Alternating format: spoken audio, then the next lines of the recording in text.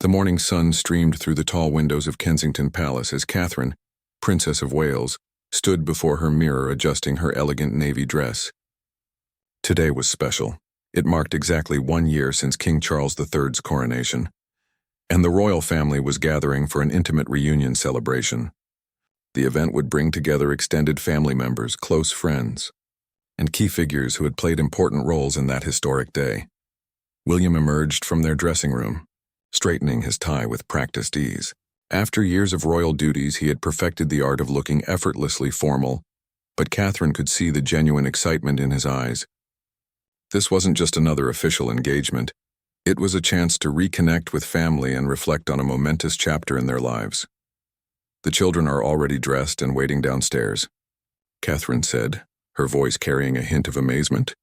Getting Prince George, Princess Charlotte, and Prince Louis ready for any formal occasion usually required strategic planning and plenty of patience. Today, however, all three had cooperated beautifully, perhaps sensing the importance of the day. As they made their way through the familiar corridors of their home, Catherine's mind wandered back to the coronation day itself. She remembered the weight of responsibility she had felt, not just as William's wife, but as someone who would one day stand beside him as queen consort. The ceremony had been breathtaking, filled with centuries of tradition, but it was the quiet moments, the shared glances, the children's wonder at the pageantry, that had made it truly memorable. They found their children in the morning room, and Catherine's heart swelled with pride at the sight of them.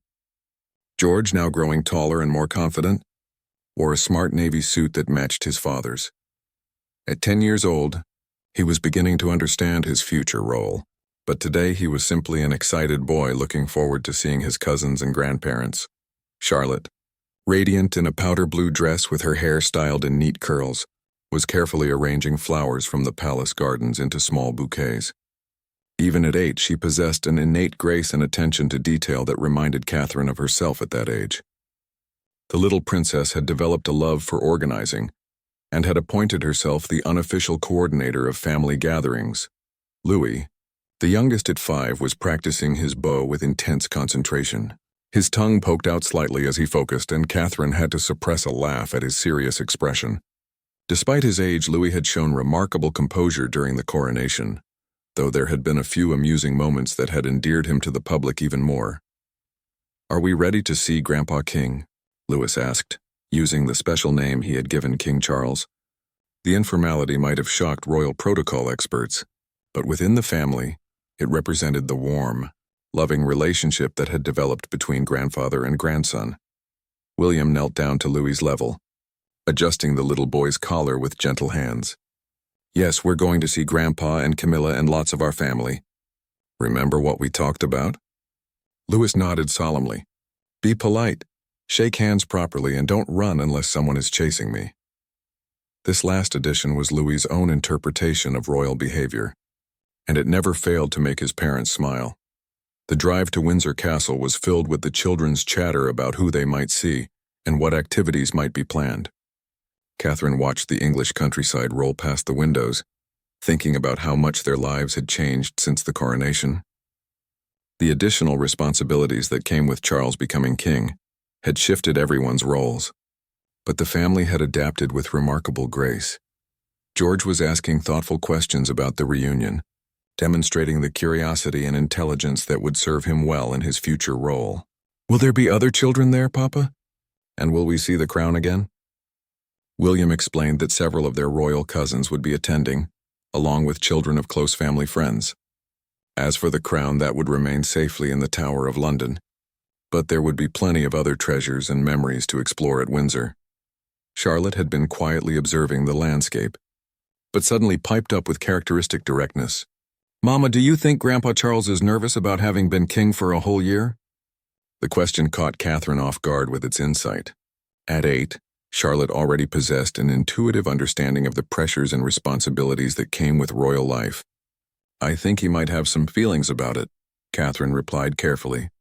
"Being king is a big job, but Grandpa Charles has been preparing for it his whole life, and he has all of us to support him." As they approached Windsor Castle, the familiar sight of the ancient walls and towers filled Catherine with a sense of continuity and belonging. This castle had witnessed countless royal celebrations, ceremonies, and gatherings over nearly 1,000 years. Today, it would host another chapter in that long history. The children pressed their faces to the windows as they drove through the castle gates, pointing out familiar landmarks and guards. Even though they had visited countless times, the magic of the place never seemed to fade for them. Catherine hoped it never would.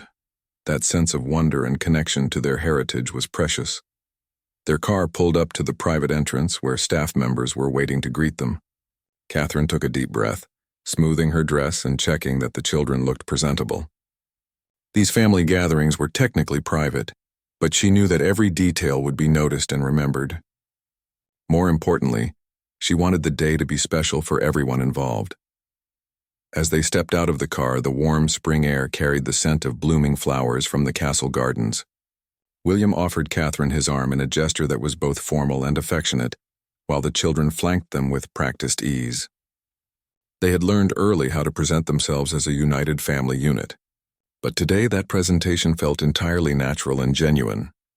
Walking toward the castle entrance, Catherine reflected on the journey that had brought them to this moment. From a university student who had caught a prince's eye to a future queen consort, her path had been extraordinary. But it was moments like these, surrounded by family, celebrating shared history, and looking toward the future together, that made every challenge worthwhile. The heavy doors of Windsor Castle opened before them, and the sound of familiar voices and laughter drifted out. Whatever the day held, Catherine knew it would be filled with love, tradition, and the kind of memories that would be treasured for generations to come. The great hall of Windsor Castle buzzed with warm conversation as the Wales family entered the magnificent space. Sunlight filtered through ancient stained glass windows, casting colorful patterns across the stone floors where generations of royals had walked before them. Catherine paused for a moment, taking in the sight of family members gathered in clusters throughout the room, their voices creating a symphony of joy and reunion. King Charles stood near the massive fireplace, looking remarkably relaxed for someone who had carried the weight of the crown for an entire year. He wore a simple navy suit rather than formal regalia, and his face lit up with genuine pleasure as he spotted his grandchildren.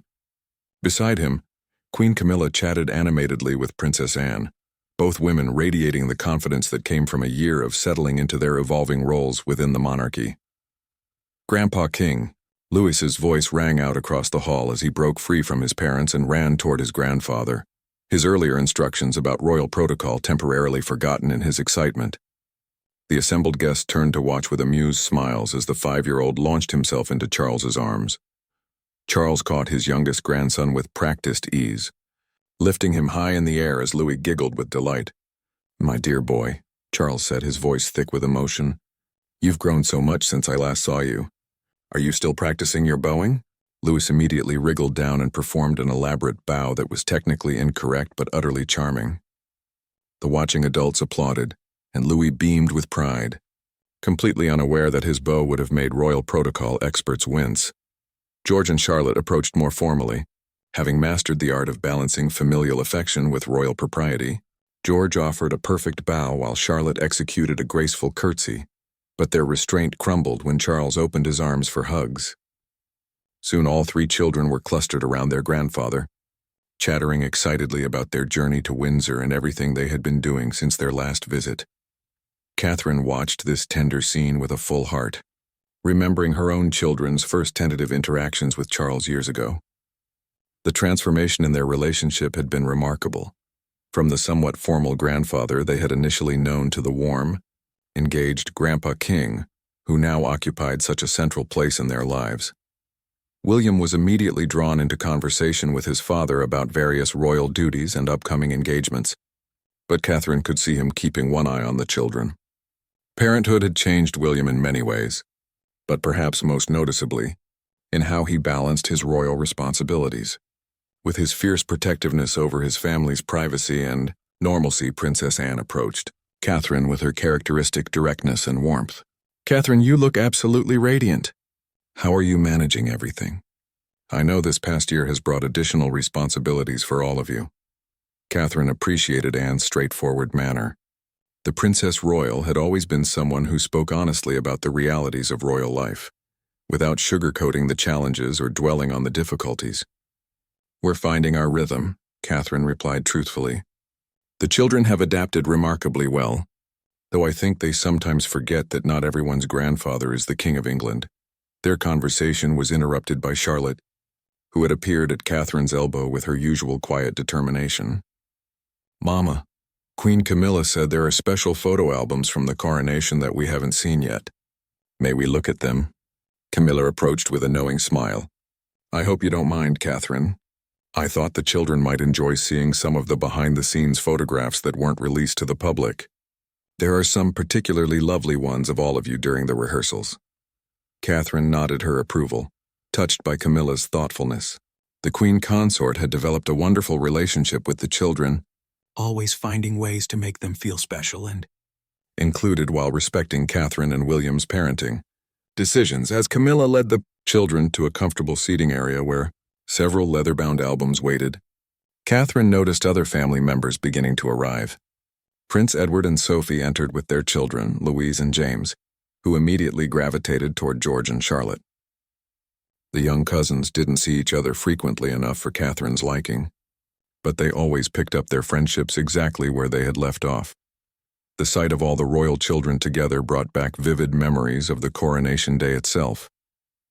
Catherine remembered the mixture of nerves and excitement she had felt, knowing that the entire world would be watching their family. The children had been remarkable that day. George serious and focused in his role as page of honor, Charlotte graceful and attentive, and Louis managing to behave beautifully despite his young age and the length of the ceremony. Zara Tyndall arrived with her children, and suddenly the formal atmosphere of the Great Hall was transformed into something much more familiar. A regular family gathering with children's laughter echoing off ancient walls. Catherine loved these moments when the weight of royal protocol lifted slightly, allowing everyone to simply be themselves. She found herself drawn to where the children were gathered around the photo albums, their excited voices mixing as they pointed out details and shared memories. George was explaining the significance of various ceremonial elements to his younger cousins, his knowledge impressive for his age. Charlotte was carefully turning pages, her natural grace evident even in this simple action. Louis was providing enthusiastic commentary on every photograph, whether he appeared in it or not. "Look, Mama," Charlotte called out, pointing to a photograph Catherine had never seen before. "This is when you were helping Louis with his ceremonial outfit, and you didn't know the photographer was there." The image captured a tender moment between mother and son, Catherine's face soft with concentration as she adjusted something on Louis's clothing. Her expression was one of pure maternal love and protectiveness, unguarded and natural.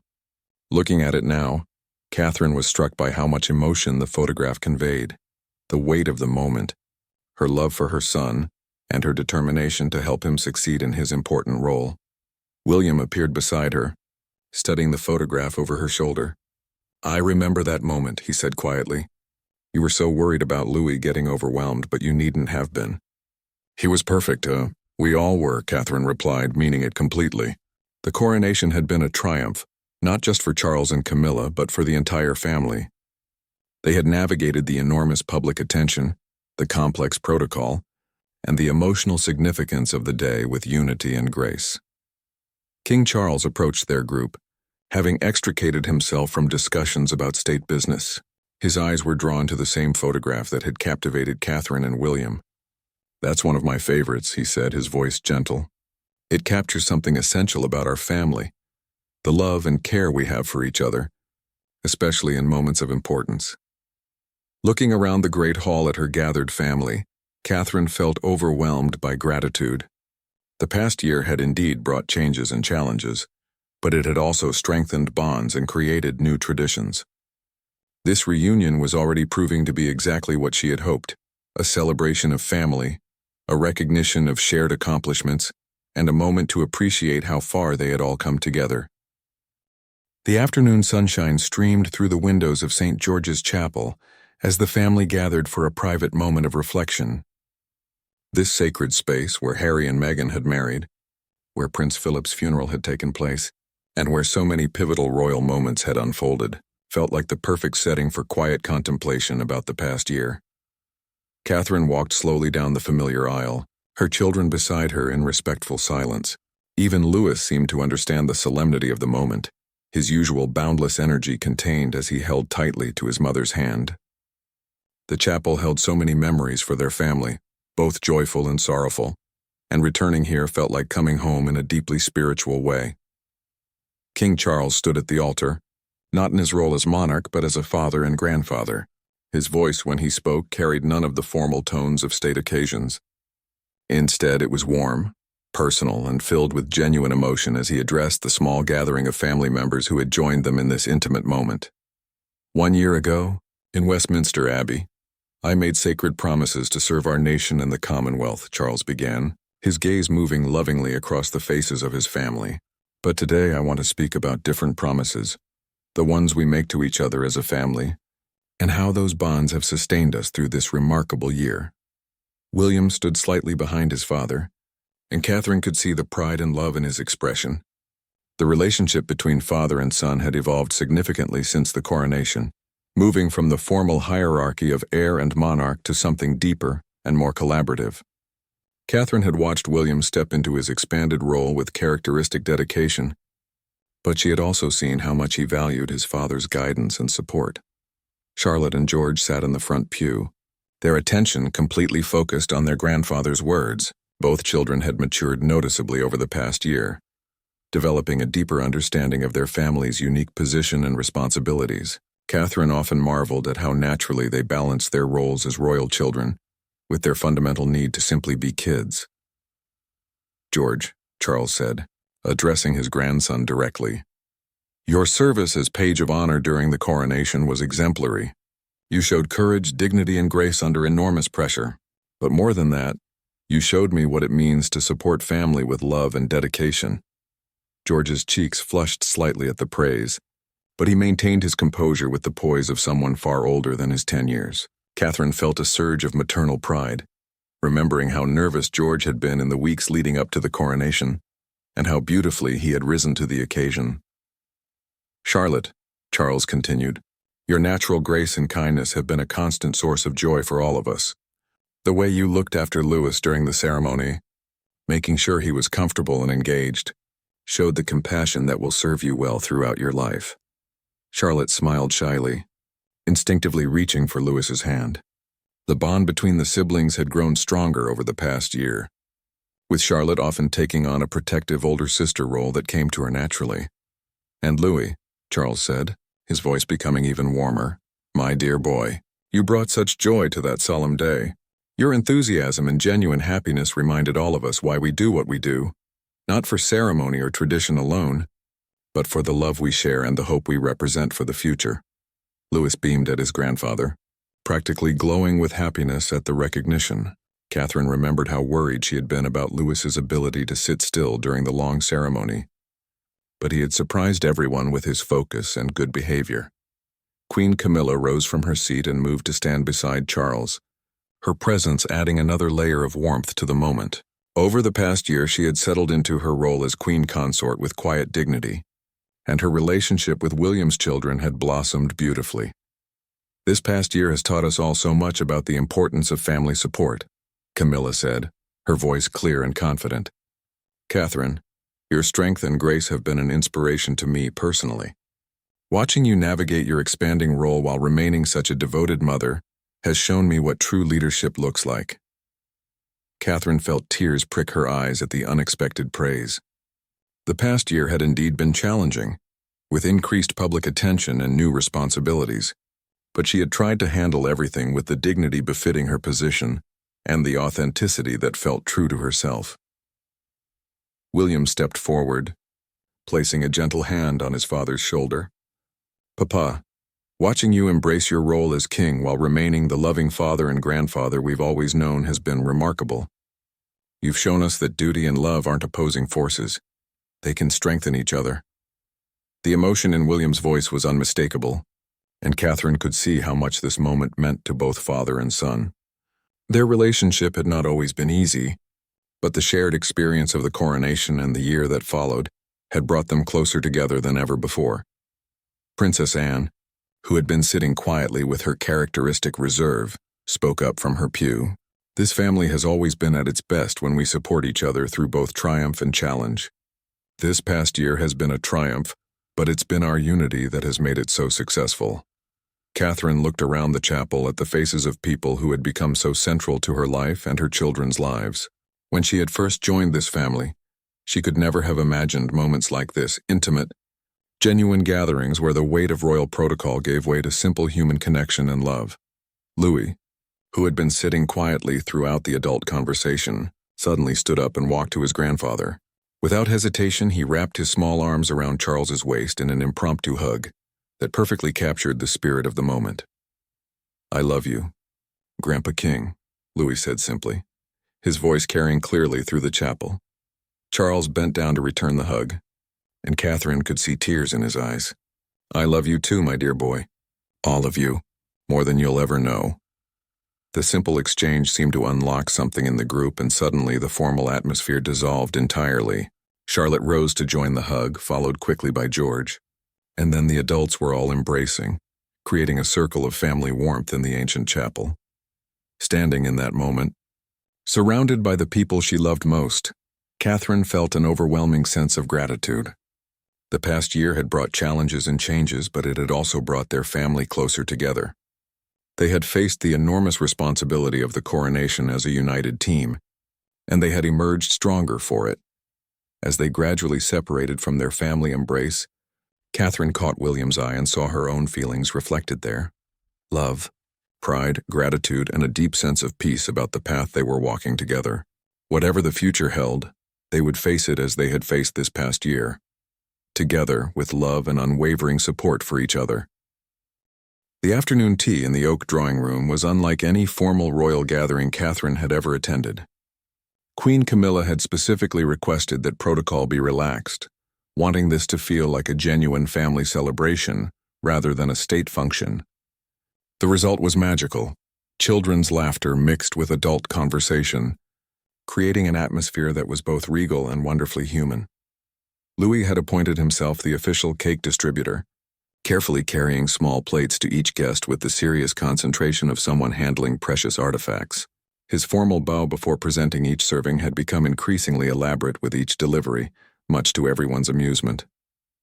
Catherine watched with maternal pride tinged with gentle amusement as her youngest son took his self-assigned role very seriously indeed. "Aunt Sophie," Louis announced formally as he approached Princess Edward's wife, "I have selected this piece especially for you because it has extra strawberries, and Charlotte told me you like strawberries very much." Sophie accepted the plate with equal formality, thanking Louis with the gravity the moment seemed to require. These interactions highlighted one of the things Catherine loved most about their extended family. Everyone understood how to engage with the children on their level while still maintaining appropriate respect and boundaries. Meanwhile, George had found himself deep in conversation with his great-aunt Anne about her recent royal engagements. At 10, he was developing a genuine interest in the practical aspects of royal duty, asking thoughtful questions about everything from charity work to state visits. Catherine could see Anne's approval of George's curiosity and intelligence, and she knew these conversations were invaluable preparation for his future role. "The key," Anne was telling George, "is to remember that every engagement, no matter how small it might seem, matters to the people involved. Whether you're opening a community center or attending a state banquet, you're representing something larger than yourself." George nodded seriously, absorbing this wisdom with the same intensity he brought to his studies. Catherine had noticed that he was beginning to understand the weight of his future responsibilities, but rather than being overwhelmed, he seemed energized by the challenge.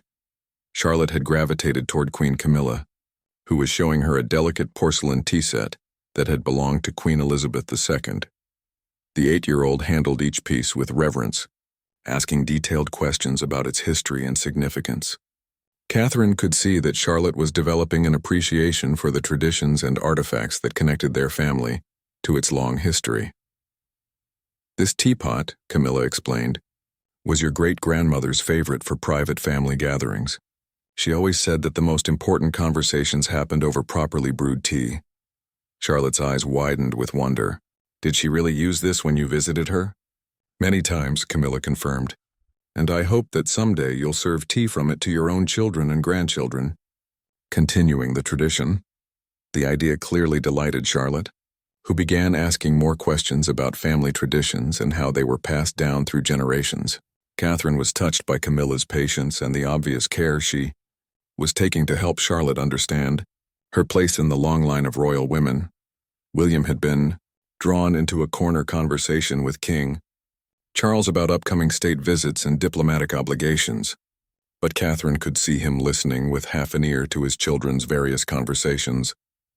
He had become masterful at balancing his attention between his royal duties and his parental instincts, never letting protocol completely override his need to monitor his children's well-being.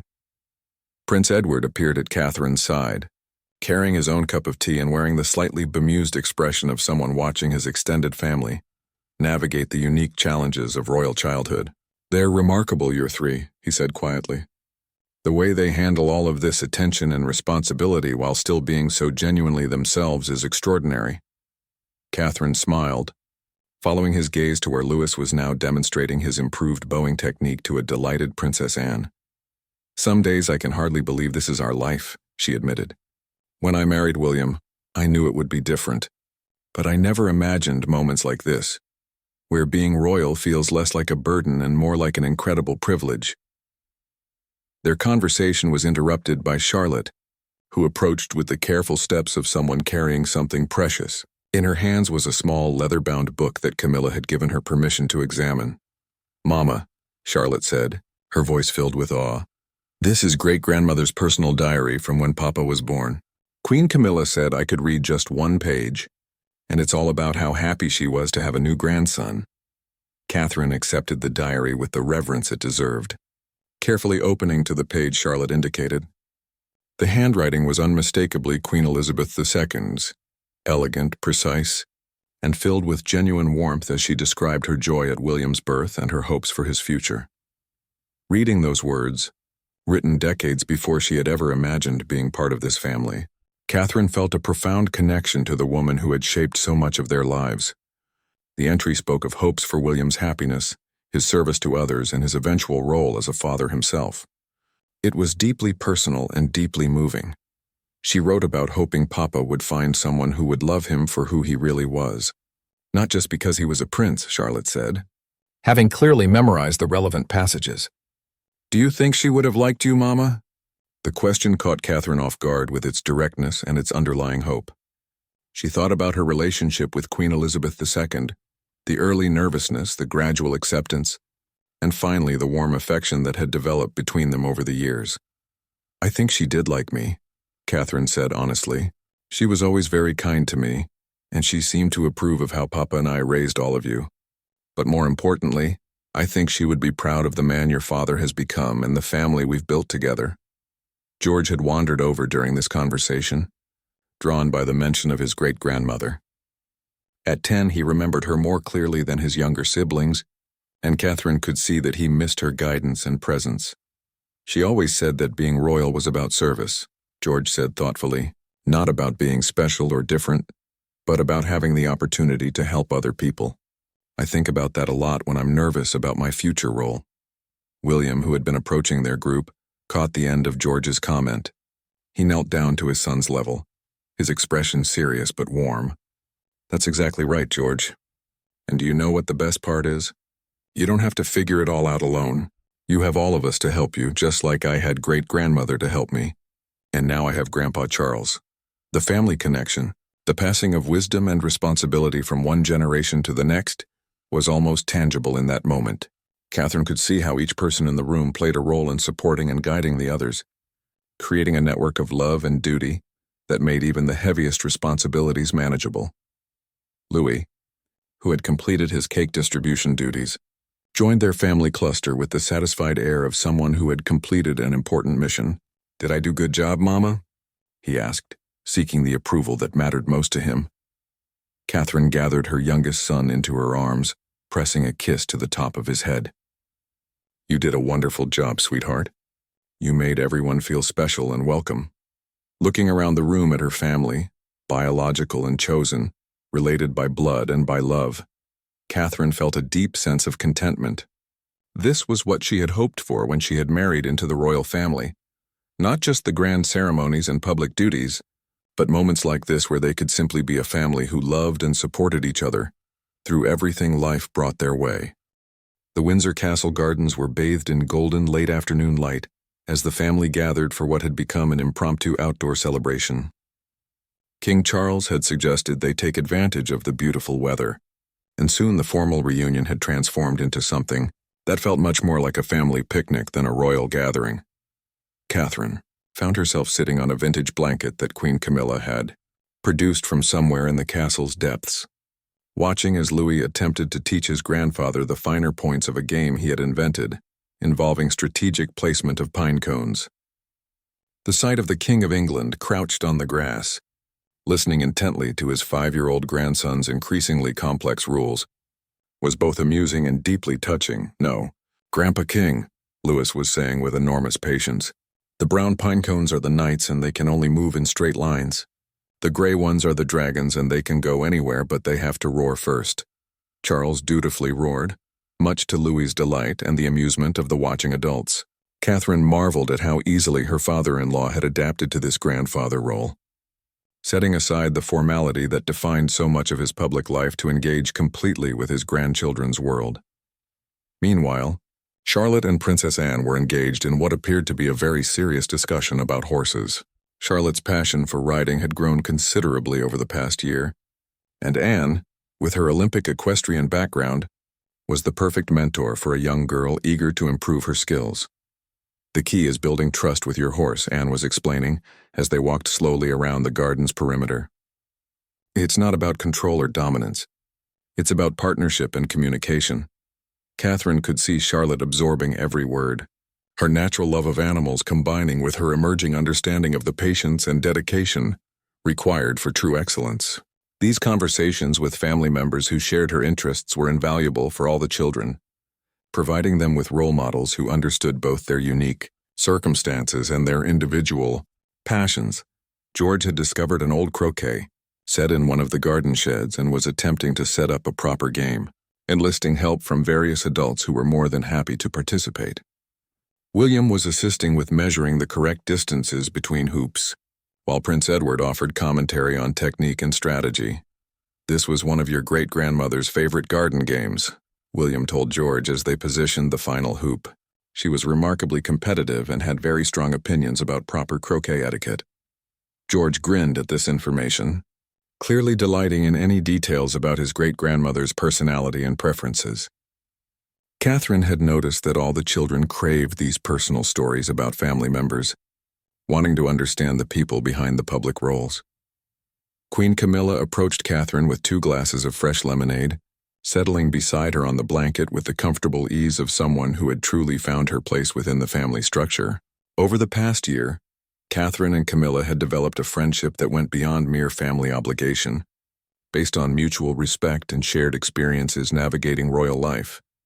"This is exactly what Charles needed," Camilla said quietly, watching as the king continued his serious pinecone game with Louis. "He's been so focused on fulfilling his duties as monarch that I think he sometimes forgets how important these simple family moments are." Catherine nodded, understanding completely. The past year had been a whirlwind of state functions, official engagements, and the constant pressure of public scrutiny. While Charles had handled everything with remarkable grace, she could see how much joy these unguarded moments with his grandchildren brought him. "William has been feeling the same pressure," Catherine admitted.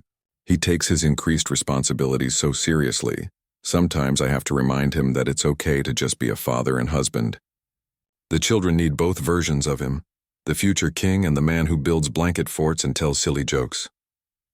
Their conversation was interrupted by the sound of laughter from the croquet area, where Louis had apparently decided that the official rules were too restrictive and had begun inventing his own version of the game. His innovative approach involved running between hoops while making sound effects, much to everyone's amusement. "I think Louis might revolutionize croquet," Camilla observed with a laugh. "He certainly brings a fresh perspective to traditional games." Catherine watched her youngest son's uninhibited joy and felt a familiar mixture of love and concern. Louis's natural exuberance was one of his most endearing qualities, but she sometimes worried about how that spontaneity would mesh with the increasing formality that would be expected of him as he grew older. As if reading her thoughts, Princess Anne appeared beside them, having concluded her horse discussion with Charlotte. "Louis reminds me of William at that age," she said with characteristic directness. "Full of energy and ideas, completely authentic in every moment. Don't worry about molding that out of him too early, Catherine. The monarchy needs people who can connect genuinely with others."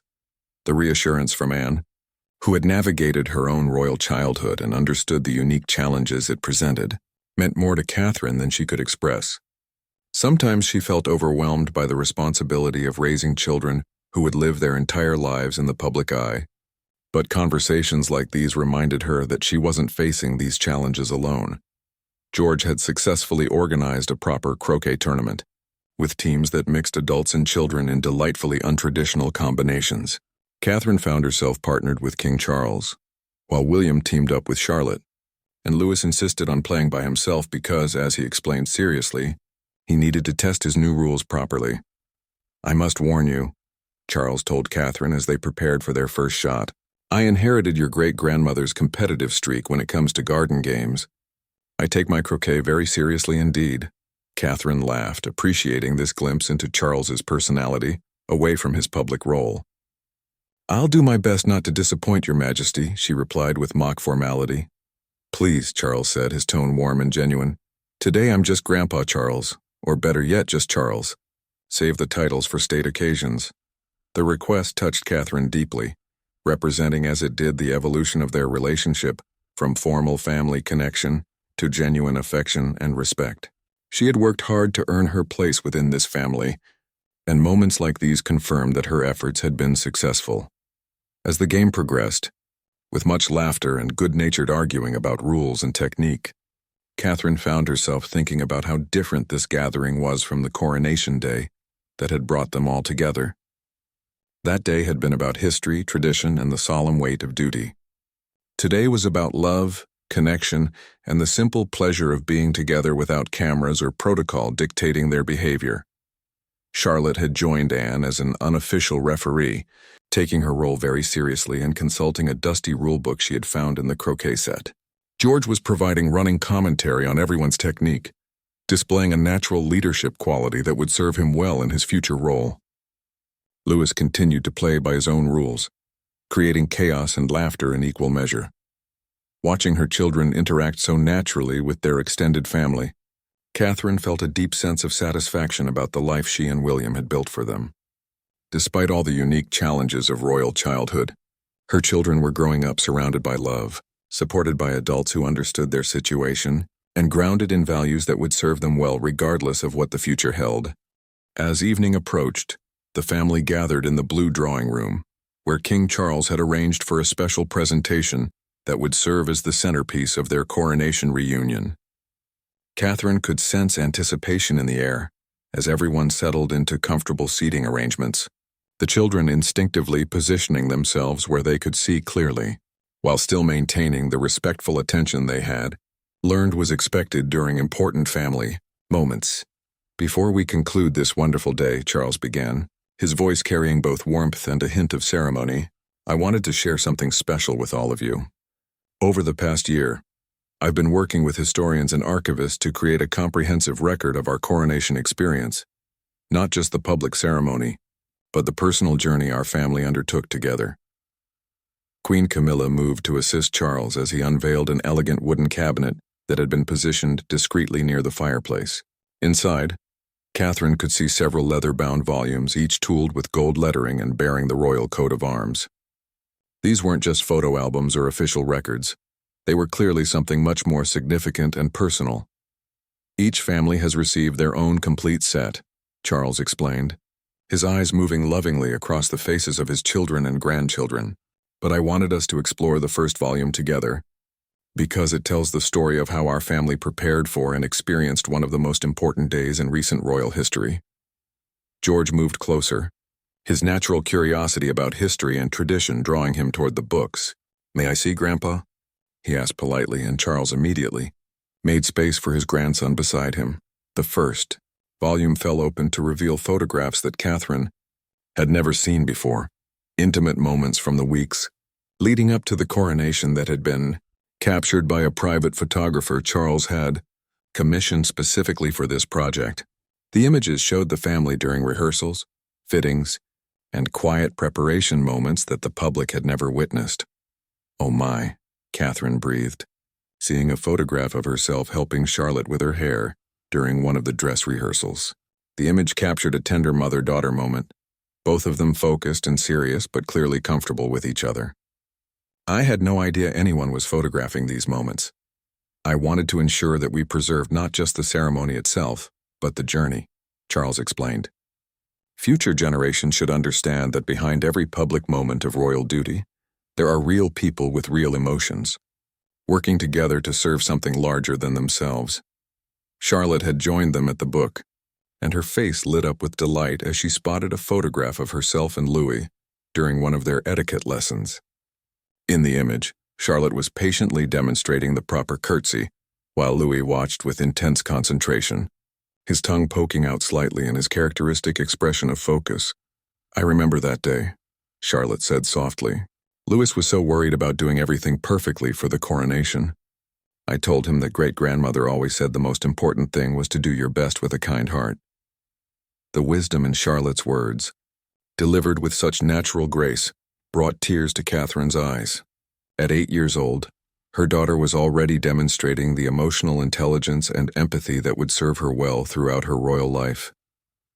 William had moved to look over his father's shoulder, studying the photographs with the eye of someone who understood both their historical significance and their personal value.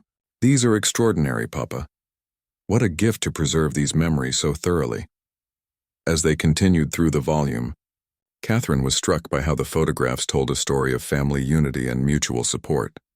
There were images of William helping George understand his ceremonial role, of Anne providing practical advice about managing long formal events, of Camilla offering gentle encouragement during particularly stressful moments. One photograph in particular caught everyone's attention, a candid shot taken just before the family left for Westminster Abbey. They were all gathered in a circle, hands joined, heads bowed in a moment of prayer or meditation before the enormous day ahead. The image radiated serenity and togetherness, capturing something essential about how they had approached the challenge as a united family. "I love this one," Louis said, pointing to the photograph with characteristic directness. "We all look brave and ready for our important job." His simple assessment made everyone smile, but Catherine could see that he had captured something profound about that moment. They had been brave and they had been ready, precisely because they had supported each other through every step of the preparation process. King Charles turned to a page near the end of the volume, revealing a series of photographs from the coronation ceremony itself. These weren't the formal posed images that had been released to the press, but candid moments captured during the actual service, George's face intense with concentration as he fulfilled his role as page of honor, Charlotte's gentle smile as she watched her grandfather receive the crown, Louis's expression of wonder at the pageantry surrounding him. "These photographs tell our real story," Charles said, his voice thick with emotion. "Not the version that was created for public consumption, but the authentic experience of a family navigating one of the most significant moments in our nation's history." Catherine studied an image of herself from during the ceremony, her face reflecting a mixture of pride, love, and profound respect as she watched Charles take his oaths. Looking at it now, she could remember exactly what she had been thinking in that moment. How proud she was to be part of this family, how moved she was by the solemnity and significance of the ceremony, and how grateful she felt for the journey that had brought her to that extraordinary day. Princess Anne, who had been examining the photographs with her characteristic attention to detail, spoke up with typical directness. "These images capture something that I think is often lost in discussions about royal duty, the genuine affection and respect we have for each other. That's what makes the challenges bearable and the celebrations meaningful." The observation sparked a thoughtful conversation about the nature of royal service and family responsibility. George asked insightful questions about how duty and love intersected, while Charlotte wondered about how future generations would understand their experiences. Even Louis contributed observations that, while simple, demonstrated his growing awareness of his family's unique position. As the evening light faded outside the windows of Windsor Castle, Catherine felt a profound sense of completion about this reunion day. They had celebrated their shared achievement, reflected on the significance of the past year, and created new memories that would sustain them through whatever challenges lay ahead. Looking around the room at these people who had become so central to her life, William, her constant partner and support, their 3 remarkable children, Charles and Camilla, who had welcomed her so completely into their family, Anne and the others who provided wisdom and encouragement, Catherine felt overwhelmed with gratitude. The coronation had been a triumph for the monarchy and the nation, but looking at these intimate photographs and sharing this quiet family evening, Catherine understood that their real victory had been much more personal. They had faced enormous pressure and scrutiny while maintaining their love for each other and their commitment to service. They had shown that being royal didn't require sacrificing authenticity or family bonds. It could actually strengthen both. The stars were beginning to appear in the darkening sky above Windsor Castle as the coronation reunion drew to its close. Catherine stood at one of the tall windows in the blue drawing room, watching the last traces of sunset fade over the ancient grounds, while behind her the gentle murmur of family conversation continued. This day had exceeded all her expectations, providing not just a celebration of their shared achievement, but a reaffirmation of the bonds that held their family together. Louis had fallen asleep in King Charles's arms, exhausted by the excitement and activity of the day, but too content to be separated from his beloved grandfather. The sight of the King of England gently stroking his grandson's hair while continuing his conversation with William about upcoming state business perfectly encapsulated the beautiful duality of their lives, the balance between duty and love that defined their existence. Charlotte and George were curled up together on a sofa, looking through another volume of the coronation records, their heads bent close as they pointed out details and shared memories. Watching them, Catherine was struck by how naturally they supported each other, how instinctively they understood that their unique circumstances required them to be allies as well as siblings.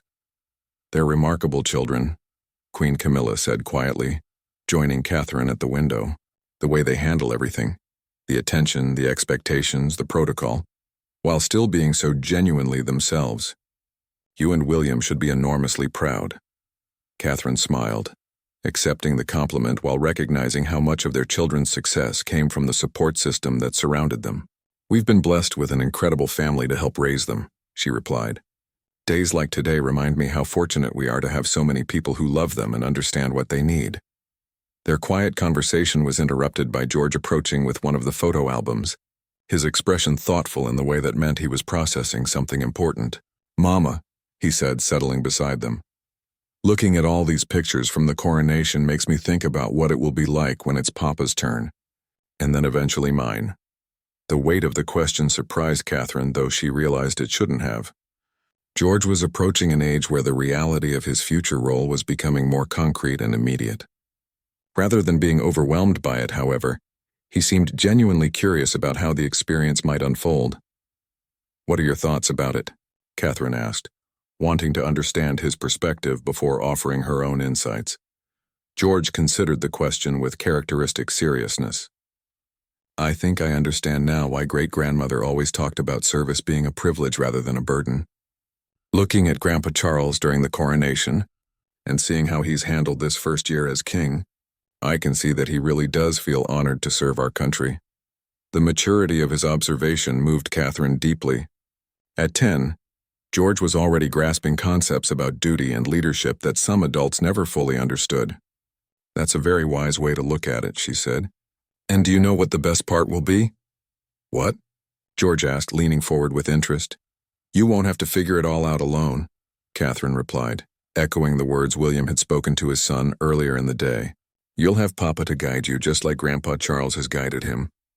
And you'll have Charlotte and Louis and all of us to support you every step of the way." Charlotte had overheard their conversation and joined their little group, bringing her own perspective to the discussion. "I've been thinking about that too," she said, "about what it will be like to support George when he's king. The way Aunt Anne and everyone has supported Grandpa Charles. The idea that Charlotte was already considering her future role as supportive sister, rather than feeling overshadowed or left out by George's ultimate destiny, spoke to the healthy family dynamics Catherine and William had worked so hard to cultivate.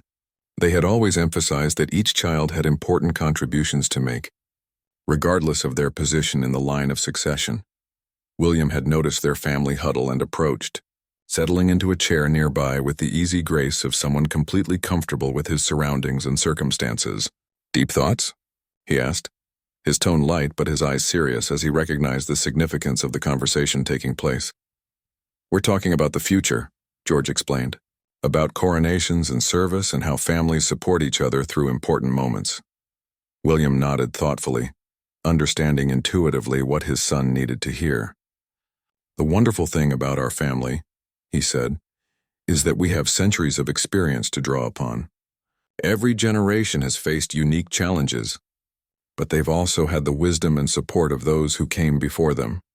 King Charles had been listening to their conversation while continuing to hold the sleeping Louis, and he spoke up with the gentle authority of someone who had lived through his own version of these questions and concerns. "When I was your age, George, I sometimes felt overwhelmed by the future that awaited me. But I learned that the best preparation isn't worrying about everything that might happen. It's focusing on being the best person you can be right now, today." The advice resonated not just with George, but with everyone in the room. Catherine reflected on how applicable it was to her own journey. She had never tried to become the perfect future queen, but had instead focused on being a good wife, mother, and member of their family. The rest had followed naturally. As if summoned by the serious turn of the conversation, Louis stirred in his grandfather's arms, blinking sleepily and looking around the room with the confused expression of someone trying to remember where they were and how they had gotten there. "Did I miss anything important?" he asked, his voice still thick with sleep but his concern genuine. "Just some grown-up talk about the future," Charlotte told him gently. "Nothing you need to worry about right now." Louis nodded seriously, then brightened as he remembered something. "Grandpa King, will you tell us a story before we have to go home? Something about when Papa was little like me?" Charles's face lit up at the request, and he shifted Louis more comfortably in his lap, while the other children moved closer to hear whatever tale he might share. Catherine settled back in her chair, delighted by this unexpected extension of their perfect day. "Let me tell you about the time your father decided to reorganize the entire library at Balmoral," Charles began, his voice taking on the warm, storytelling tone that always captivated his grandchildren. He was about Louis's age, and he had very strong opinions about how books should be arranged. As Charles launched into his story, complete with voices and gestures that brought the tale to life, Catherine looked around the room at her family. William was grinning at memories of his childhood adventure. The children were hanging on every word, and Queen Camilla was watching the scene with the satisfaction of someone who had found her perfect place in the world. This was what she would remember most about their coronation reunion, not the formal photographs or the ceremonial moments, but the simple scene of family storytelling in the gathering darkness. It perfectly captured everything she loved about their life together. The blend of tradition and spontaneity, the way they supported each other through both grand occasions and quiet moments, and the love that made every challenge bearable and every celebration meaningful. Tomorrow would bring new responsibilities and challenges, but tonight they were simply a family who had shared something extraordinary and were grateful for the opportunity to love and support each other through whatever the future might hold. As Charles's story wound to its amusing conclusion and the children's laughter filled the ancient room, Catherine felt complete peace about the path they were walking together, not just as royals, but as a family bound by love, strengthened by shared purpose, and committed to serving something greater than themselves.